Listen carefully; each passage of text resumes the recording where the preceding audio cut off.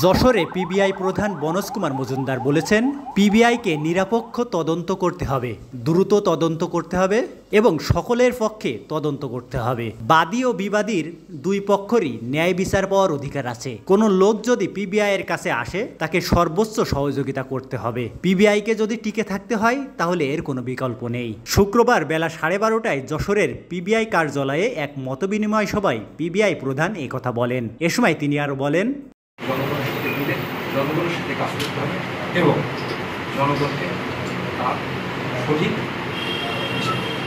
যারা অপরাধ করবে পার পাবে সেইটি ফিরিয়ে দিতে হবে। এটি কারো ক্ষমতা নাই, পিবিআইকে কনভিন্স করবে যে এই মামলা প্রমাণিত হয়েছে, এই আসামিকে বাদ দাও, এই আসামিকে এই ক্ষমতা কাউকে নেই।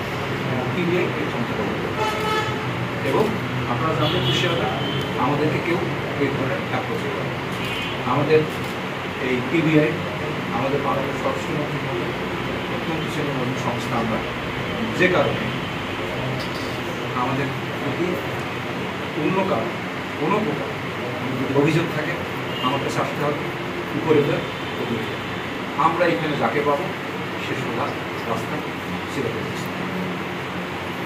এর আগে অনুষ্ঠানে স্বাগত বক্তব্য দেন পিবিআই যশোরের পুলিশ সুপার রেশমা শারমিন। এ সময় আর উপস্থিত ছিলেন Khulna PBI police super Naimul Hasan ও যশোরের অতিরিক্ত পুলিশ সুপার ফিরোজ কবির সহ পিবিআই যশোরের সকল কর্মকর্তাবৃন্দ।